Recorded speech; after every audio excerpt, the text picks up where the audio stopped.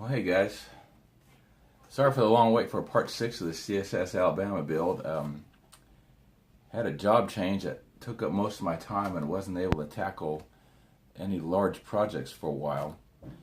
But I've got a little more time now, so I'm going to show you what I've accomplished since our last update, and that was some 9 or 10 months ago. In the meantime, I was able to do a couple of small projects. I'll show you those just because I can. This is the AMK Israeli Kafir. Pretty good kit.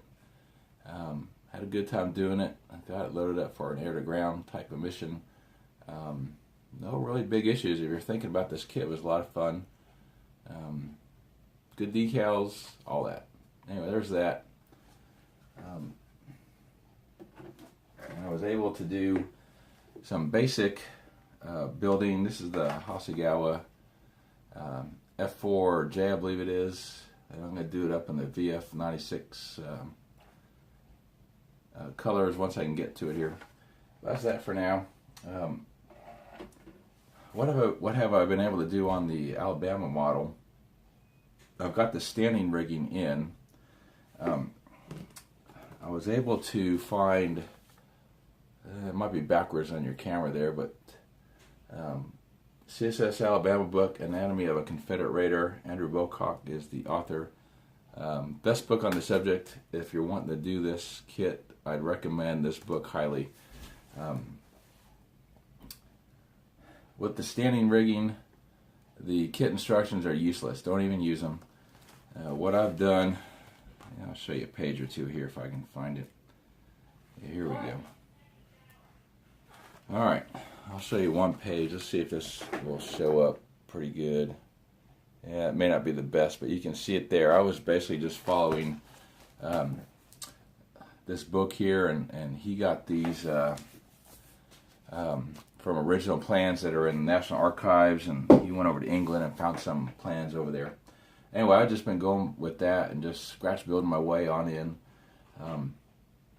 Let me show you what I've done here and some issues with the kit as well.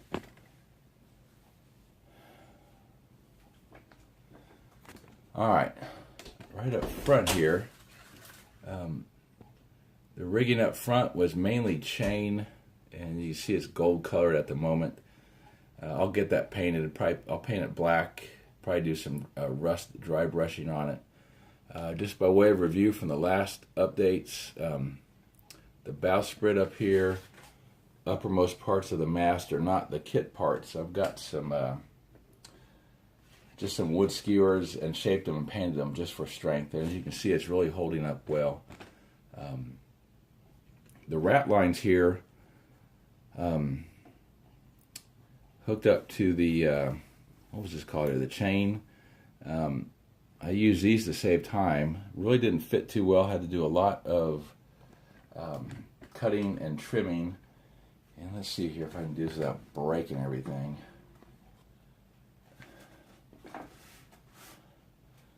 Alright, the chain out here, I actually put on, the mistake I made, I put it on according to the kit instructions, but when you lined it all up, it was not actually lined up with the chain on the other side.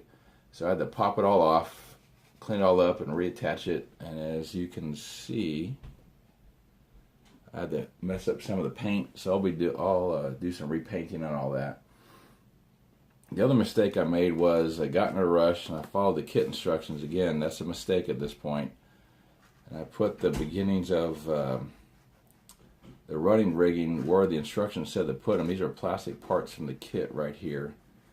And they are supposed to, I'll get on the other side here, they're supposed to be, according to the kit instructions, hooked up to the inside of the hull. They should actually be on the outside of the hull. But at this point, I'm not going to mess with it. I'm going to leave it alone. I might try and hide it, put some figures there or some ropes or something to try and disguise that some. Let's see here. So that's that part. I was planning on using cloth sails, but I couldn't find any online. One outfit had them for a while, but they don't offer it anymore. So I'm just going to use the vacuum form sails that came with the kit.